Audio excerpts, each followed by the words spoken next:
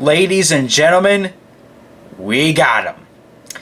The 2020 NTT IndyCar Series diecasts are in possession, and the first one we are going to do a detailed review of is going to be on the Veach 2020 Gainbridge Honda.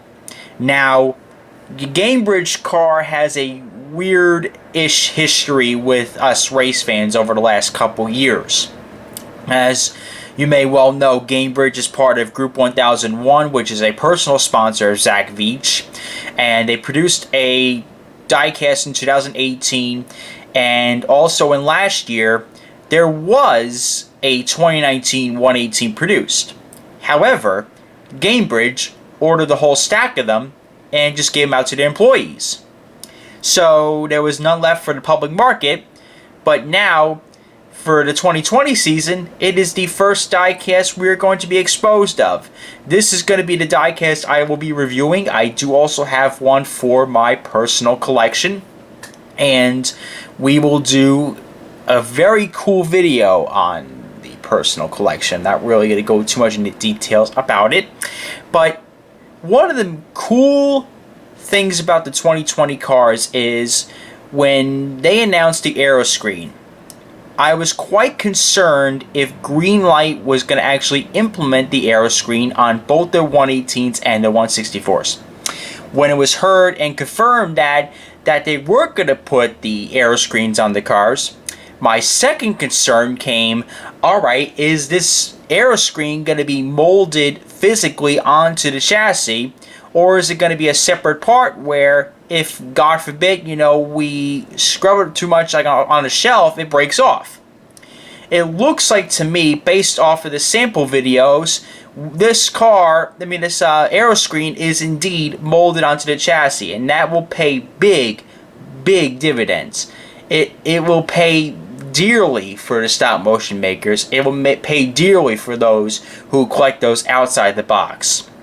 Having something molded onto the car itself and not being a separate part is going to make headway as far as the longevity of this car in your collection.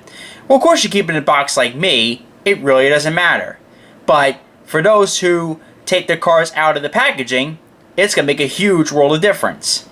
One of the cool things about the IndyCar Diecast in 2020 is the packaging. Over the course of the last 10 or so years, we've been exposed to Greenlight Collectibles being the sole producer of IndyCar Diecast, minus 2014. We've had the privilege of having great quality cars, but the packaging was not driver specific. Well, it was driver cards, it had driver information, but it seemed like it was the standard backdrop on all cars minus the color scheme. Well, it looks like it kind of changed a little bit this year. They kind of went a little above and beyond. In 2018, they had the same kind of background to them, but they had like some sort of color scheme to them. Then in 2019, they implemented a different color scheme. In fact, I'll pull out a 2019 car here. This is, for example, this is the 2020 packaging. This is the 2019 packaging. 2019 packaging comes with its own color scheme, but basically it's pretty much the same kind of backdrop to it. But with the 2020 diecast, it seems like it takes up the full livery of the car. And also, there's a picture of the driver on the box. That seemed like it goes a long ways with me as far as creativity goes. It seems like when a diecast manufacturer puts a lot of tender loving care into their product, it goes a long way with the collector. And of course, you can follow Greenlight all their social media, see Zach's information, and the box itself, like I mentioned earlier, is Zach Veach's livery. It's black, yellow, and blue. The blue is only part of the card, and the yellow is mainly just on the stripe on the side of the box, or the packaging. So, that's what's cool. we're going to dig into something even cooler. The actual car itself. Allow me to spend a moment of my time taking it out. So one thing that I noticed when I took this car out of the packaging, my third concern was going to be, what was the Aeroscreen going to be made of? Now, when my good buddy Kevin Rollins reviewed the Gainbridge car on the 1/18 scale, he mentioned that the Aeroscreen was going to be not only molded onto the chassis, but it was going to be made of metal. So I whipped this thing out here, and when I felt this Aeroscreen here, I can pretty much back his statement up and say that not only is the Aeroscreen molded onto the chassis, it's full out metal. I would say maybe about 99% of this diecast is metal. The only plastic part is the Aeroscreen itself, and to be honest, that's kind of expected. I was not really expecting any other kind of material whatsoever besides mainly plastic for this guy. And, you know, this is really awesome job by them. I was expecting, of course, you know, when I saw the samples of the Aeroscreen to be molded onto the chassis here. But as you can see, not only is it molded, but that is very high quality right there, people. The only thing I would say, you know, if you collect the 118s or if you collect, you know, the 164s as well, maybe take a little bit of a wipe or something like that, and maybe wipe off some of the residue. That's what I noticed here too. Like, there's a little bit of glue residue on here, and what I would just say is maybe take a little bit of a cleaner of some sort and wipe it down. That probably should get it off. You know, I probably would talk more to Joe Donahue or Brian or somebody like that about that, because I'm a bull in the china shop. I break things easily. And you can tell this is, I mean, look at that. They get that detail, man. They have the Gainbridge logos and the Andretti Autosport logo on the headrest inside the Aeroscreen. That is really cool. Granted, the Aeroscreen, looking at it from the front, it doesn't look so great.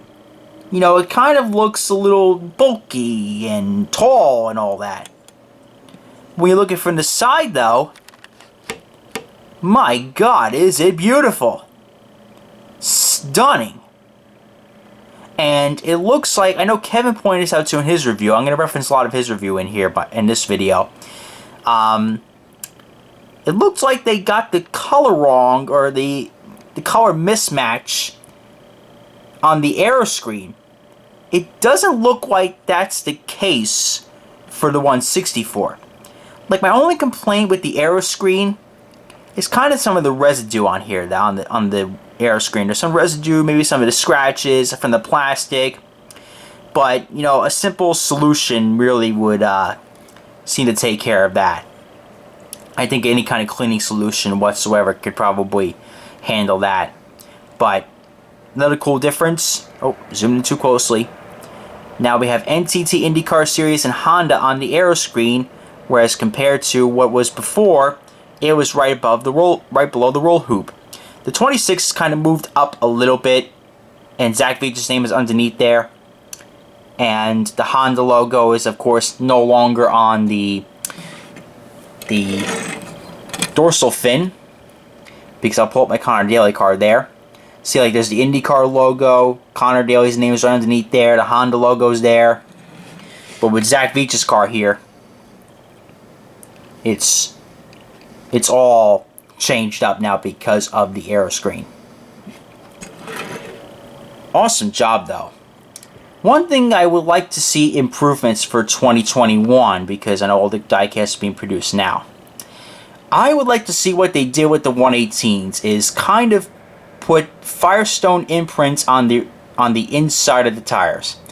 I would like to see that. They implemented on the 118s. Now it's time to put them on the 164. I would like to see for 2021, there is some writing on the Aeroscreen. Granted, they didn't get the approval in time for the changes that were made, but there's writing here with the driver's name on it or whatever you want to put on there. So that's got to be on there next year. And I would say also, well, you really can't... Is that...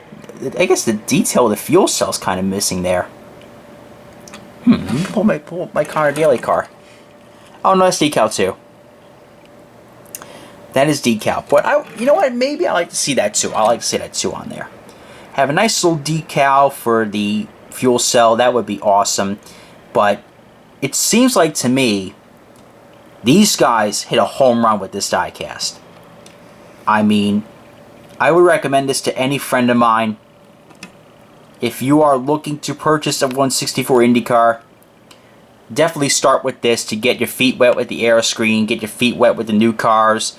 But as far as I can say, for all you stop motion makers out there, for all you collectors who keep it outside the box, you don't have to worry about the Aeroscreen falling off. I believe that this is solely molded on here, or if not, it is glued on here greatly. Like this thing could probably withstand the weight of a lot of things. You know, it's absolutely a great job that they did. Kind of looks a little screwy here, but see the right.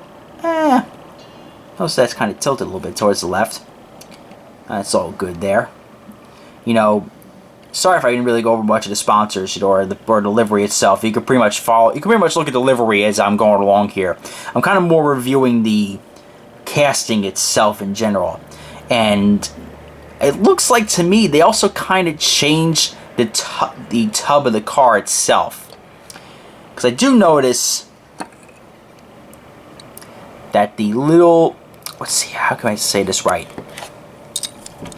You're right here. It's not as predominant, but there is indeed, what do you call that? It's a little blade here. It's not as predominant on this car as, let's say, the Connor Daly car. I'll pull up here, but it does stop more sudden and a lot earlier, because the Aeroscreen does indeed cut it off, and the livery cuts off there too, which is what is supposed to be on the real thing. So, great job by Greenland on there to actually change the casting a little bit to get some sort of whatchamajigger. To get some sort of detail there to kind of mimicate what you got in real life. Solely a great diecast. I noticed there was a paint chip here too, I think I must have, either that must have came like that, or I must have chipped that off myself. I noticed that a few times with my diecast. Sometimes when I go over some paint, I accidentally chip it off. I have some paint chips on my fingers, that's why I'm saying that right now as I speak. But it's a very awesome looking diecast, and I would say about maybe 95, let's go with 95 more. 95% of this car is generally made of metal, minus the tires. Awesome job by Greenlight on this one. I would easily recommend this to any friend or any kind of person that wants to collect these diecasts. This is kind of the year to do so, because there really is a high demand for these, and I got a feeling some of them, maybe not the Zach Veach, but like the Alexander Rossi AutoNation, the Colton Herta car, the Santino Ferrucci car, the what are the hot one they're making? They're making Hinchcliffe's car. Those cars are very high in demand, and there are a couple people I do recommend ordering from. A couple people would be, one would be my good friends over at Gutswear. Gutswear has an eBay store, and they do a fantastic job. They are good friends of mine for the last 4 or 5-ish years. Alpha collectibles are great for people who are on the West Coast. They get the diecast in early because it comes off the boat from China, and they get them quickly, and they'll be able to ship it out very quickly to anybody on the West Coast. Midwest, 100% Gutswear, great people. East Coast, DDK Collectibles, they have a few of them. Plan B Sales is getting a few of them, but they only get one crate. And one crate is 48 of them. And those people sell out of their IndyCar merchandise quickly. Like, I've seen times where people would post that the cars are in stock, but once they get through all the pre-orders, and once they get done within like a couple hours, it's gone. Off the site already. I mean, these things are very high in demand. So I'm just giving you a few places to order from in case your first choice is sold out. But anyways, give us a comment, like, and subscribe. This is Race Day 12 reminding you to join the fight to stop bullying. It does get better. The Diecast Kid is always happy to see you.